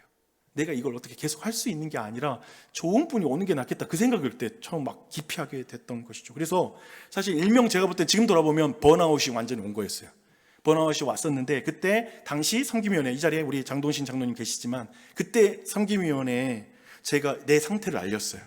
그리고 내가 더 이상 지속할 수 없을 것 같다라는 그런 표현들을 그때 1월 달인가 그때 이야기를 하게 됐는데, 하나님의 계획은 다르게 진행되고 있었죠. 엄청난 전 세계적인 흐름으로 하나님의 계획이 진행되고 있었는데 2월 달에 코로나 셧다운이 걸린 거예요. 그러니까 팬데믹 시작돼 버린 거야. 그 말 하고 나서 이야기가 진행될 수도 있는 상황이었는데 팬데믹 상황이 되니까, 사실은 이 팬데믹이 저마다 다른 의미가 있겠지만 코로나 팬데믹은 저한테는 어떤 의미에서 엘리야의 로뎀 나무가 된 것 같아요. 그 아래가 된 것 같아. 재밌죠? 한 사역자, 전 세계적인 현상인데 우리 교회에도 어떤 의미를 줬던 사건이었던 것 같습니다. 많은 부분 그때 그 팬데믹 기간에 제 안에 좀 회복들이 많이 일어나기 시작했습니다. 그뿐 아니라 교회 전체도 온도를 좀 조절하는 시간이었던 것 같아요. 조금 온도가 이렇게 좀 우리 안에 막 성장하면서 막 모여서 막 이렇게 되는 구조에서 안 모이게 되니까 이제 모두가 이제 자신의 삶을 좀 돌아보면서 다들 그 시기가 그런 시기였잖아요. 그런 어떤 시간들이 됐던 것 같습니다. 놀랍게도 이 기간에 또 이 기간에도 그 코로나 기간에도 하나님 교회에 사람들 보내주신 거예요. 그래서 만 8년이 되는 2022년도 6월 달에 이제 엔데믹으로 전환되면서 이제 교회 현장 예배를, 전교인 현장 예배를 저희가 금천중학교 강당을 빌려서 했을 때 있잖아요. 그때의 모인 숫자가 작년들 120명, 그리고 다음 세대 120명 정도 모인 거야. 그때 굉장히 많이 모였죠. 제가 볼 땐 단체 사진 찍은 거로는 가장 많이 모였던 것 같아. 그러니까 처음으로 다 같이 모이는 시간이었고 막 그 상황에서 모두가 모여서 그때 찍었던 기억이 납니다. 근데 이날부터 박영주 목사는 3개월 동안에 안식월에 들어가게 됐습니다. 그 안식월에 들어가고 떠날 때 하나님의 인도하심을 두고, 그 당시에 제 안에 솔직히 하나님의 인도하심을 놓고 막 기도하던 때였어요. 그 인도하심을 두고 내가 영국으로 그때 갔었는데, 근데 부흥의 역사가 영국 웨일즈에 그 부흥 역사가 있거든요. 근데 그 땅에서 제가 안식월을 가졌잖아요. 근데 거기에서 하나님 기도에 응답해 주셨어요. 그런 기도에 어떤 응답이었냐면, 많은 것이 있지만 여기에서는 우리가 선교하는 교회, 어떤 의미에서 교회를 세우는 교회에 대한 비전을 제안해서 그때 주셨던 마음들을 나누겠습니다. 그런 교회가 되려면 선행되어야 할 것이 명백하게 보이더라고요, 그 당시에. 그러니까 교회에서 내가 할 일이 보였어요. 사실은 내가 할 일이 끝났다라는 느낌 되게 받았거든요. 근데 내가 할 일이 보였는데, 그게 뭐냐면, 예를 들면 아기를 낳고 싶으면 먼저 부모가 먼저 마음이 생기는 게 먼저 필요하잖아요. 그리고 생명을 낳는 마음을 가진 교회가 될 뿐만 아니라, 예를 들면 몸이 건강한 교회가 돼야 되잖아요. 몸이 좋아야지. 그래서 한국에 돌아와서 제가 3가지를 말했어요. 근데 그 중에 첫 번째는 뭐냐면, 다음 세대에게 신앙을 전수하는 교회로 더욱 힘써 나가야 되겠다. 이 부분에 대한 마음을 영국의 어떤 무너진 주일학교를 보면서 그 마음을 가지고 왔다라고 제가 말하면서, 그 가운데 D6 커리큘럼을 교회 안에 도입하고, 또 한편에 그 모든 다음 세대까지 전체를 총괄해서 교육이 일어나고 복음적인 어떤 그런 신앙 전수가 일어날 수 있는 그런 기관과 조직을 세워서 그대로 행동을 시작했어요. 여러 가지로. 그래서 사람을 키우고 이 모든 어떤 다음 세대 신앙 전수에 힘쓰자라는 것에 제가 목회적인 역점을 두고 의욕을 가지고 그걸 시작했고요. 두 번째로는 교회 안에 제자들을 세우는 제자들을 세우는 제자들, 그러니까 다른 사람을 제자 삼는 제자를 키워야 된다라고 하는 것들을 분명히 말하면서 제자반을 조직해서 모임을 시작하고, 하나님 나라 복음 네트워크라는 곳에서 1:1 제자 훈련, 그래서 내가 배우고 나면 다른 사람을 1:1로 가르치는 형태의 그런 제자 훈련을 교회 안에 도입하고, 그리고 시작했습니다. 그리고 세 번째로, 그래서 그 다음에 하려고 했던 게 뭐냐면, 수평 이동 중심이 아니라 복음 전도 중심의 교회로의 전환이 안 되면 나주혁신 장로교회는 어느 지점에 이건 분명히 한계가 있다라는 생각이 들었어요. 예를 들면 제가 볼 때는 설교를 굉장히 잘하고 예배를 잘 드리고 이만큼 주일학교 구조가 되면 사실은 사람이 일정하게 오게 돼요. 올 수 있어. 그러니까 제 자신도 그렇고, 그러니까 설교라든지 이런 부분에서 저는 모르겠어요. 그냥 하나님 사용해 주셨다고 생각해요. 저는 그 은사를 주셔서 감사해요. 예를 들면 그런 부분을 통해서 사람들이 올 수 있다는 생각이 들어요. 그런데 이게 리더십 한 명이 바뀌게 되면 교회가 그러면 어떻게 돼요? 그게 문제가 아니라 교회 전체가 생명을 낳는 교회가 돼야 되지, 어떤 요소들 때문에, 한 사람의 요소거나 아니면 어떤 우리가 교회 구조를 잘 가지고 있으니까 사람이 올 거라는 생각보다는 우리가 전도하는 교회가 돼야 되잖아요. 그래서 이 부분에 대한 전환이 일어난다고 생각하면서 WOG의 도움을 받아서 우리가 작년 2학기 때 우리가 전도학교를 하고, 올해 노방전도를 하고, 지금 이번 학기에는 히스테이블이라는 전도팀이 히스테이블이라는 전도 행사를 이제 준비하는 쪽으로 우리 안에 이제 시작되게 되었습니다. 그래서 이 과정 속에 하나님 분명히 일하고 계신 점 있습니다. 아멘. 이렇게 왔어요. 그리고 그런 과정 속에서 드디어 우리 교회가 조직된 장로교회가 됩니다. 네, 이제 제때에 넘긴 거 처음 넘겨보네요. 그래서 2023년도 11월에 교회가 기다려온 직분자를 피택했습니다. 그리고 풍성한 삶의 기초라고 하는 그것으로 1:1로 제가 1:1로 제자훈련, 또 여성들 우리 자매들은 1:1로, 저희 사모가 1:1로 이렇게 제자훈련을 하고, 이제 그 직분자 훈련하고 2014년 11월 첫 주일에 우리는 목사 유임식과 장로 집사 권사 인직식을 함께 진행을 했습니다. 나주혁신 장로교는 이제 드디어 구조적으로 장로교회가 된 거예요. 이제 온전한 장로교회가 됐습니다. 이 임직식은 우리의 자녀들의 표현을 말하면 자녀가 성인식을 치렀다라고 말할 수 있을 것 같아요. 하나의 이제 성인이 된 거잖아요. 호적도 뗄 수 있고 해서 하나의 가정을 만들 수 있는 규모가 됐다라고 말할 수 있겠죠. 어떤 구조적으로, 어떤 피지컬하게 말한다면 그렇게 됐다라고 말할 수 있어요. 그래서 개척한 목사로서는 교회가 이렇게 성인이 된 것을 보는 기쁨이 정말 컸어요. 어떻게 안 기쁘겠습니까? 너무나 기뻤습니다. 그러니까 교회, 어떤 의미에서 저는 그때 당시에 제 마음은 그랬어요. 교회에 인생 주기가 있다면 제가 한 부분을 마무리한 기분. 마치 여러분들이 아이들 대학 다 키워놓고 예를 들면 결혼식 보낼 때 예를 들면 나 할 일 했다라는 느낌 가질 수도 있고, 이제 대학교 보낼 때 이제 나 할 일 했어 라고 이제는 요즘 세대는 그렇게 생각할 수 있잖아요. 마치 그런 느낌이었어요. 이제 내가 한 부분까지 일을 다 감당했구나. 그래서 그런 의미에서 교회의 문화라는 게 아까 봤듯이 규모가 변화되면서도 교회 문화가 바뀌지만 직분자가 세워질 때 교회 문화가 이제 바뀌어야 돼요. 그런 의미에서 2025년도에 제가 계속 교회에서 강조했던 처음에 한 가지는 뭐냐면, 이제 자리매김을 하는, 직분자들이 자리매김하는 교회를 제가 그래서 정말 연초부터 강조했던 그런 마음이 있었어요. 정말 이 교회는 이제 직분자들이 자리매김해서 그것을 또 힘있게 나가야 된다라는 생각이 첫 번째 제가 가졌고요. 깊어지는 사랑 넓어지는 교회 외치면서 우리가 좀 더 아까 선교적인 계속 제 안에 관심은 우리가 우리 교인들끼리도 서로 사랑하지 않으면 밖에 있는 사람에게 사랑을 나눌 수 없지. 그런 마음 속에서 그런 마음을 갖는 교회가 되기를 바라는 마음으로 또 이런 것들 같이 달려왔습니다. 근데 이런 인식이 끝나고 나서 저는 저의 부르심 부분, 이제까지 쭉 나눴죠. 계속해서 박용주 목사의 부르심의 부분이 점점 명확해지기 시작했어요. 그래서 2025년도 3월 사경회 때 박용주 목사가 자신의 교회 개척자로서의 부르심을 교회 앞에서 사경회 때 이렇게 발표하고 알리고, 제가 이런 부르심이 있는 것 같아요, 제 안에 이런 마음의 감동을 주시네요 하고 이렇게 나누고 그랬습니다. 그리고 나서 다시 한번 2개월 동안의 안식월에 들어가고 이렇게 복귀하면서 쭉 지금까지 달려왔습니다. 약속했던 이런 교회 개척, 박용주 목사의 어떤 교회 나주혁신 장로교회 개척과 성장의 이야기를 우선 어떻게 들으셨습니까? 저는 그런 것 같아요. 교회가 세우는 교회가 교회를 세우는 교회로 변화되어가는 여정, 당연하죠. 부모의 은혜 안에서 제가 자녀로서 자라는 사람이 나중에 부모가 되어 자녀를 키우는 자로 전환되는 게 이 세상의 원리인 것 같아요. 하나님 나라의 원리인 것 같아요. 우리 교회가 그렇게 지금 가고 있다라고 생각합니다. 근데 이 과정 속에서 여러분 하나님의 섭리가 보이세요? 하나님이 얼마나 은혜로운 분이신지가 보이세요? 저는 너무 보여요. 하나님은 이 교회를 여기까지 아름답게 인도해 오셨습니다. 근데 저는 그 과정에서 함께 걸어온 모든 형제와 모든 자매들에게 감사함을 표현하고 싶습니다. 이 자리에 있는 어르신들, 그런 거 있잖아요. 젊은 사람들 있는데 와가지고 우리가 뭐 하나? 아니요. 여러분이 앉아있는 것만으로도, 그리고 여러분이 앞으로 더욱 감당할 때 더 많은 어르신들이 우리 교회에 깃들게 될 것이고, 그리고 이 자리에 있는 한 사람 한 사람이 봉사하고 섬기는 그 자리 가운데 하나님 여기까지 왔어요. 그리고 얼마나 저같이 부족한 목사를 여러분이 사랑하고 용서하고 품어줬어요. 저도 많이 용서하고 품어줬습니다. 서로가 그랬죠.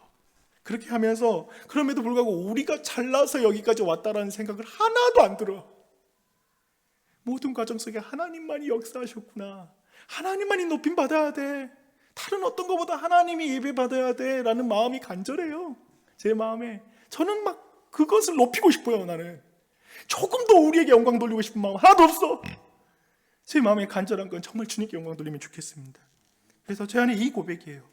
우리가 알거니와 하나님을 사랑하는 자 곧 그 뜻대로 부르심을 입은 자들에게는 모든 것이 합력하여 선을 이루느니라. 저는 이 말씀을 여러분과 고백하고 싶습니다.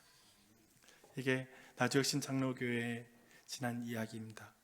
이제 제가 최대한 좀 짧게, 지금 42분인데 제가 9시까지 한번 박용주 목사 이야기 좀 한번 해보겠습니다. 조금 넘기더라도 정죄하거나 저 시간 넘긴다 그렇게 해서 그러지 마시고 마음을 들어주십시오.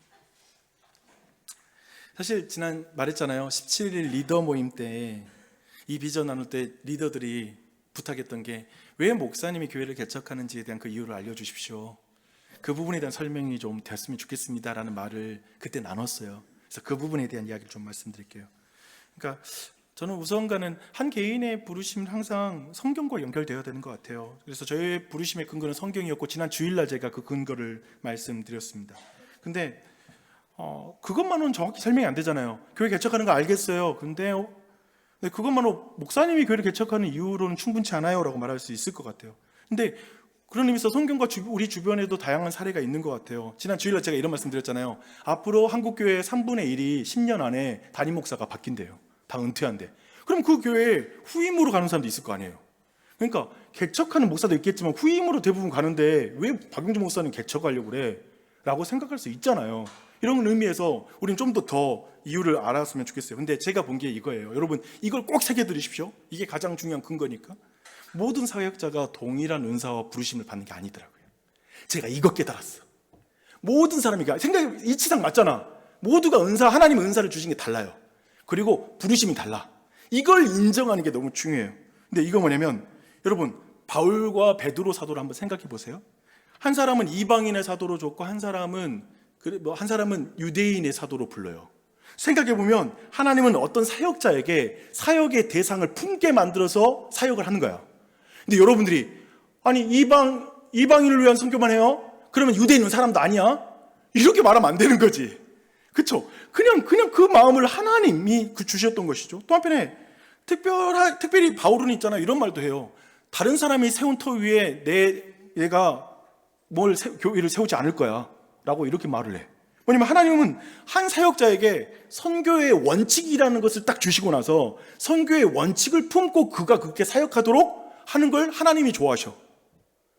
그건 원칙인 거야. 그 사람의 그 사역자의 원칙이 되는 것이죠. 그러면서 여러분 바울을 이어서 아볼로가 또한 그 바울을 이어서 사역을 하거든요. 고린도 교회를 섬겨요.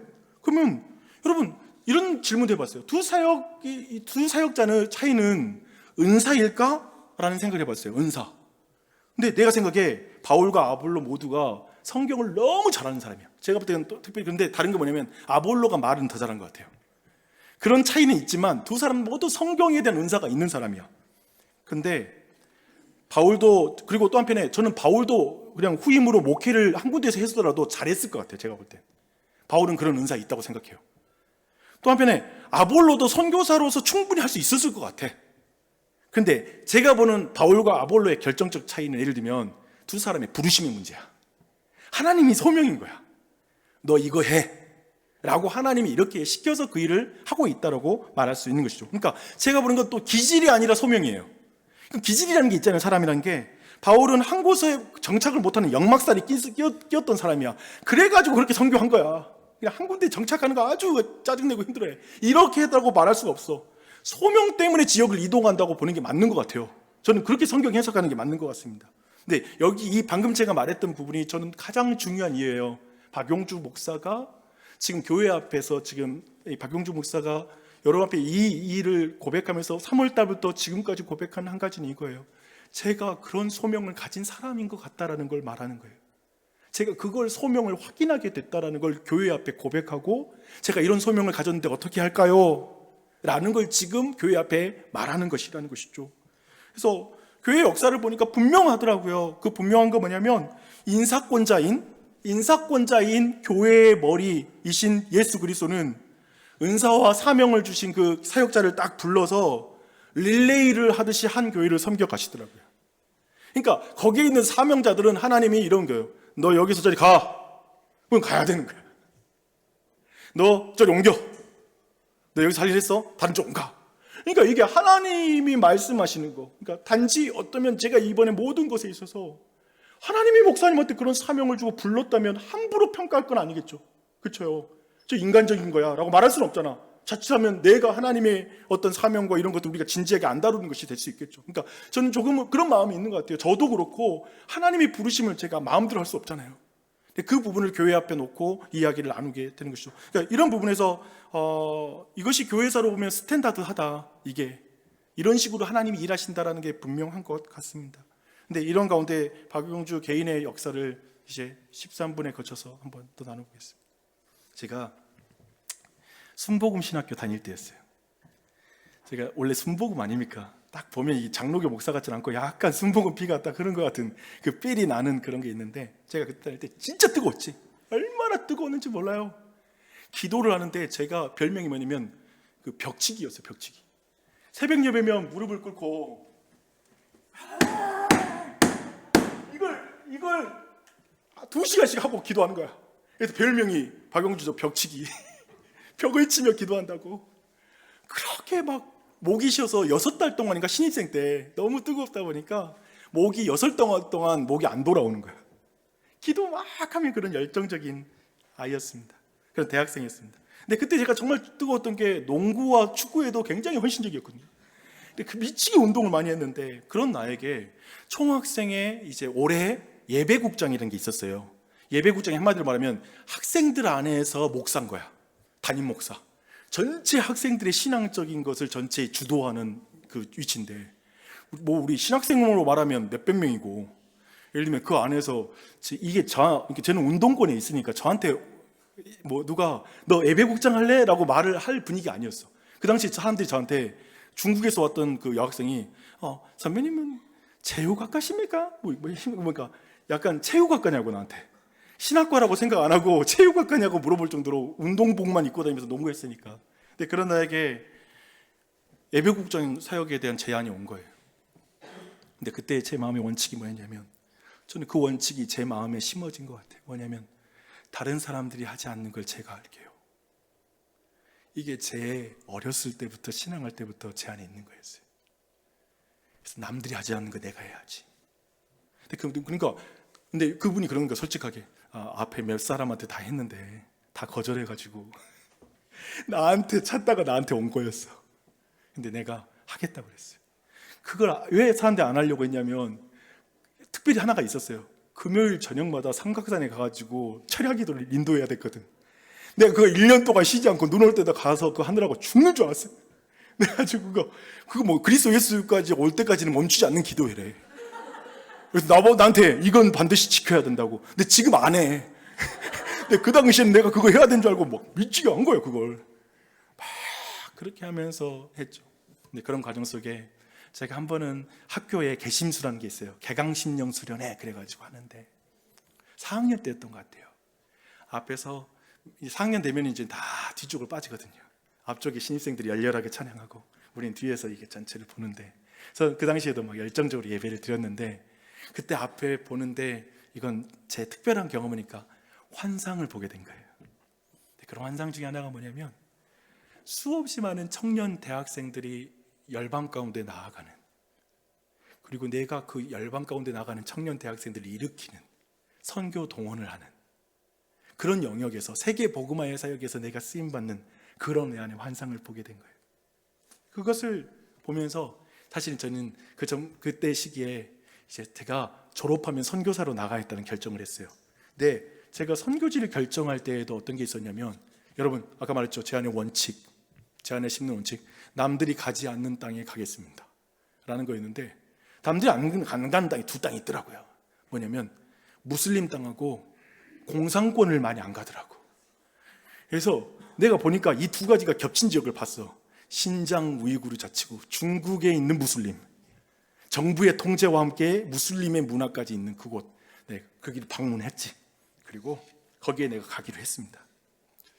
나는 왜 이럴까?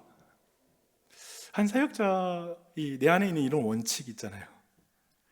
왜 이런 것에 가슴이 뛰지? 그래서 그냥 갔어요. 그렇게 사역을 했습니다.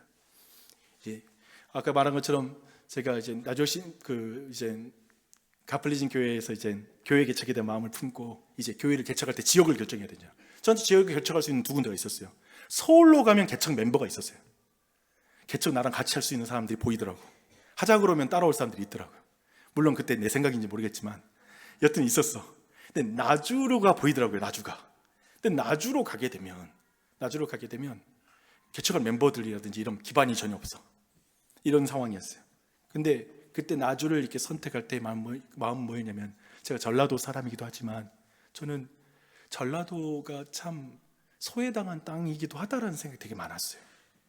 자, 지금도 교회의 문화도 다 보니까요, 부산이 복음화율이 떨어져도 그쪽이 훨씬 기독교의 어떤 많은 문화들이 더 많이 그쪽으로 가더라고요. 그러니까 사회, 경제, 문화들 전반적 흐름이 사실상, 그리고 그런 것들도 그런 사회 경제적인 부분에도 영적인 흐름도 흘러가는 것도 있더라고요. 근데 광주 전남이 되게 종교적이고 보수적이에요. 그러니까 과거에 머물러 있는 경향이 되게 강해요. 왜냐하면 문화적으로도 그렇기 때문에 교회적으로도 그런 게 강해서. 근데 그렇다면 서울에는 너무나 탁월한 사역자가 많잖아요. 그렇다면 나도 다 대단히 탁월한 사역자는 아니지만, 그러면 나라도 광주 전남에서 정말 건강한 교회 개척을 하는 이 운동을 내가 하고 싶다. 교회 개척하는 걸 내가 이 땅에서 해야 되겠다는 마음을 내가 딱 갖게 된 거야. 이거 아까 말했죠, 제안의 원칙. 남들이 가지 않는다. 왜냐하면 여기 웬만하면 안 내려오거든. 그거 아세요? 어떤 사람이, 최영진 목사님이 총신을 나와서 교회 개척했거든요. 근데 그 당시에 광주신학대학원 다녔던 전도사님이 그런 말 하더라고요. 아니, 왜 총신에서 여기까지 내려오셨어요? 이해되죠? 그냥 그런 문화가 있는 거지. 왜 총신에서 여기까지 내려왔어요? 그런 거 있었어요. 저 자신은 아니다, 나는 이 지역에 대한 걸, 그러니까 이 땅을 섬기는 그런 마음 가운데 제가 여기에서 섬기면 좋겠다라는 생각을 가지고 나주 혁신도시에 교회를 개척했습니다. 그런 과정에서 하나님께서 많은 사람을 보내주셨죠. 그리고 교회가 이렇게까지 성장하게 됐습니다. 돌아보면 너무나 많이 버벅대고 부족한 사람이었어요. 근데 하나님은 정말 많은 사람을 보내주셨는데, 제가 이런 것들도 새로워요. 오늘 아침에 요즘 기도할 게 너무 많은 거예요. 기도를 할 게 많아서 막 기도하고, 사람들 막 이름 불러가면서 기도하는데, 마지막에 기도를 딱 하는데, 하나님, 나 같은 죄인을 구원해 주셔서 감사합니다. 나 같은 죄인을 이런 교회를 섬길 수 있는 목사로 삼아 주셔서 감사합니다. 그 마음이 드는 거예요. 그래서 나에게는 어떤 의미에서 여러분은 벅찬, 과분한 분들이었다는 걸 다시 한번 고백하고 싶어요. 나중에 또 고백할 거예요. 또 말할 거예요. 지겨워만 하지 말아주세요. 근데 나는 이거 분명히 말할 수 있어. 근데 교회를 개척했는데 저는 약간 보통 목사들과는 좀 다른 생각들을 많이, 하나님이 애초에 그런 마음 주신 것 같아요. 아까 말했죠, 제 머릿속에는 열방이라는 그림과 한국 땅 전체 하나님, 그리고 광주 전남 막 이런 거대한 어떠한 것에 대한 비전을 어렸을 때 그런 마음을 막 주신 것 같아요. 물론 이게 지역교회를 섬기고 있지만 뭔가 정말 그 하나님의 나라를 위해서 쓰임받고 싶어하는 마음이 되게 많았는데, 그 중에 하나는 아까 말한 대로 빛가람동 안에 복음 생태계를 만들고 싶은 마음이 너무 있는 거였어요. 그래서 윌러브 빛가람 할 때도 목사님들과 같이 연대하고 그리고 함께하는 거. 그러니까 제 안에 어떤 마음이 막 있냐면, 제 안에는 개척교회 목사님들 만나면 이렇게 예를 들면 가만히 보면 되는데, 목사님 어떤 게 힘들어요? 또 어떻게 사역하고 있어요? 막 이런 걸 물어보는 거 있잖아요. 저 안에는 막 그게 있는 거야. 오지랖이지. 일명은 오지랖이라고 나쁘게 말할 수 있는데, 그러지 않아도 되는데 물어봐. 실제로 많은 목회자들이 저한테 와서 물어보기도 해. 개척에 대한 걸 물어보면 저는 한 번도 거절해 본 적이 없어. 어떻게든 도와줘야지. 어떻게 돕지? 너무나 힘든 순간도 있었죠. 제가 너무 힘든 순간에도 보니까, 너무 힘든 순간에도 계속 하고 싶고, 근데 너무 힘든 순간에 안 했더라도 조금만 좋아지면 또 하고 싶은 게 그게 소명이더라고요. 그게 은사더라고요. 하나님이 보내신 부르심인 것 같아. 근데 귀찮을 수 있는데, 내 할 일도 바쁜데 그런 마음이 아니라 또 돕고 싶은 거야. 그러니까 뭔가 제 안에 교회를 막 개척하는 사람들 돕고 그 안에 생태계를 이루는 것에 대한 그런 마음이 있었던 것 같습니다. 그러면서 그렇게 개척교회 돕는 것으로도 내가 충분히 이 일을 이룰 수 있는데, 제가 교회를 개척하고 싶은 거, 왜 그럴까? 이런 부르심들, 오랫동안 하나님이 내게 주셨던 이런 마음들, 이런 마음 속에서 제 안에는 막 전도할 대상들이 보이는 거예요. 그리고 또 교회가 개척해서 또 다른 그 새로운 사람에게 접근해 나가야 된다는 생각들도 있고 그런 마음들을 계속 갖게 되는 것 같아요. 근데 저는 그 소명을 깨달아 온 게 12년간의 시간이었던 것 같아요. 제가 정리를 못한 건 제가 글로 정리해가지고 금요일 정도에 아니면 제가 다 올릴게요. 한번 읽어보세요. 근데 좀 간략하게 말씀드리면 소명을 깨달아 왔던 12년의 시간이었던 것 같아요. 아까 말했죠. 전 중간중간에 부침이 있었어요. 근데 이게 내 소명인가? 막 이런 고민. 근데 다 걸러지고 이제 12년이 지나고 나니까 이제는 내가 확실히 아는 게 뭐냐면 교회를 개척하는 내 비전이야. 제가 이렇게 더 말할 수 있을 것 같아요. 여러분이 나중에 개척해서 교회가 제가 이 다음 교회가 어느 규모가 됐을 때 박용주 목사가 또 개척했다는 소리를 듣게 된다면 진짜네라고 그때 믿어주실래요? 근데 저 계획은 제 마음은 그거예요. 이번에 개척해가지고 또 세워지면 또 개척해야지. 그 다음에 하면 또 해야지라는 생각이 있는 거예요. 그러니까 이 다음에 교회를 내가 개척하도록 그 사람들하고는 5년 정도 함께 할 수도 있어. 이해되세요? 지금 나조신 장로교는 내가 볼 땐 최장일 수 있을 것 같아. 근데 그 다음에 내가 교회 개척하는 것은 더 짧을 수 있을 것 같아. 왜냐하면 또 개척할 거니까. 또 하고 싶어요. 그리고 궁극적으로 제 안에 있는 꿈은 뭐냐면 교회 개척센터를 세우는 게 제 꿈이에요. 즉 교회 개척자들이 재교육을 하고 교회 개척하고 싶은 사람들이 훈련을 받아서 건강한 교회를 개척할 수 있도록 제가 센터 만들고 싶어요. 그래가지고 목회자들이 휴식을 취하고 목회자들이 쉬면서 회복할 수 있는 그런 모든 프로그램도 갖고 있고 그들이 어떤 회복할 수 있는 어떤 상담 프로그램도 있고 부부가 회복될 수 있는 프로그램도 갖고 있고 또 한편에 그들에게 개척 훈련을 해주고 그 개척 목회자들이 정기적으로 모여서 함께 공부할 수 있는 그런 스터디 룸들이 있고 잠시 쉬어서 정말 공부하면서 목회를 계획할 수 있는 그런 장소도 있고 그런 센터 만드는 게 제 꿈이에요. 광주 전남에 교회 개척센터를 만드는 게 제 꿈이에요. 제 마음이 이런 마음이 있는 거예요. 미래에. 그러나 지금도 이제 그걸 하고 싶은 거예요. 그러니까 제가 가진 이 마음은 단지 어떤 상황이 아니라 이런 어떤 그 하나님이 일찍이 어려서부터 주셨던 남들이 하지 않는 것 내가 할게요 라고 했던 작은 아이의 마음, 그리고 그 과정 속에서 그런 노래를 대학교 때 고백했잖아요. 아버지 당신의 마음이 있는 곳에 나의 마음이 있기를 원해요. 아버지 당신이 작사자 까먹었어. 주님이 울고 있는 그 땅에 나의 두 발이 향하기를 원해요. 하나님 아버지 마음을 작사했을 때 그때부터 하나님이 원하시면 가겠습니다. 하나님이 원하시는 곳에 내가 움직이겠습니다. 라는 마음 갖고 왔죠. 그리고 그 비전, 이제 이 자리에 우리 아내가 함께하는 그 마음을 같이, 옛날에는 누워있는데 내가 그거 보여줘가지고 억지로 막 이게 결정됐구나 하고 따라왔는데 이제 같이 하겠다고 또 이 자리에 내 아이들 모두가 와 있습니다. 그리고 이 설명을 듣고 있습니다. 이제 그렇게 우리 부부에게 주신 소명인 것을 깨닫습니다. 아내에게도 하나님 은사를 주셔서 특별히 어린이 교육과 가정 교육에 대한 그런 어떤 은사를 주었기 때문에 그런 것들이 이후에 지금 이제 앞으로 공부를 계속해 나가면서 어떻게 하면 정말 사모님들 여러 가지로 신앙 전수가 이루어지는 그런 교회 안에 사모님들을 도울 수 있는 그런 위치로서 같이 준비하면서 그런 것들을 돕는 그 역할들을 아내와 같이 감당하고 싶습니다. 그렇게 우리 부부로서의 소명으로 이 다음에 또 세워나가는 교회로 나아가는 그런 꿈을, 그런 소망을 교회 앞에 말씀드립니다. 그래서 그런 것 같아요. 사실은 한 가지 말하면 또 이런 어떤 계획을 말하는 순간, 그리고 그 이후에 저랑 또 아내의 어떤 건강이 안 좋고 마음의 여러 가지, 우리가 다 아는 것처럼 여러 가지 부침들이 있었다는 게 맞지만, 근데 여러분 오해하지 마십시오.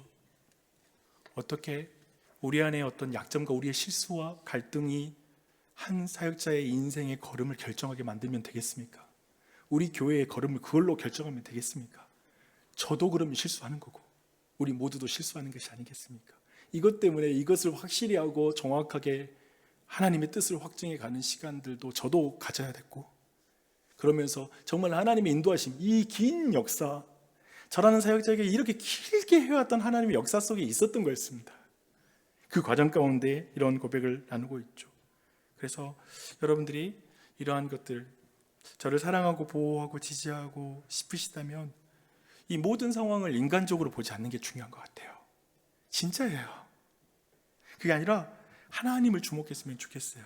그 장면 있잖아요. 요셉이, 야곱이 죽고 나서 형제들이 요셉한테 와가지고 아버지가 너가 우리 용서하라고 했어 라고 말할 때 뭐냐면 요셉이 했던 용서를 못 믿는 거잖아요.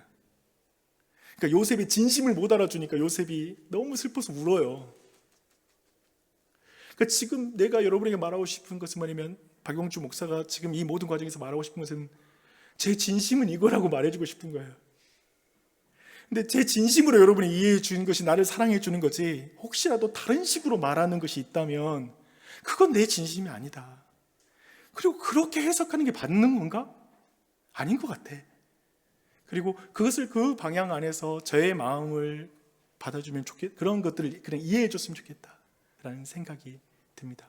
그렇게 말하면서도 제 안에 한 가지 여러분에게 말씀드리고 싶은 것은, 근데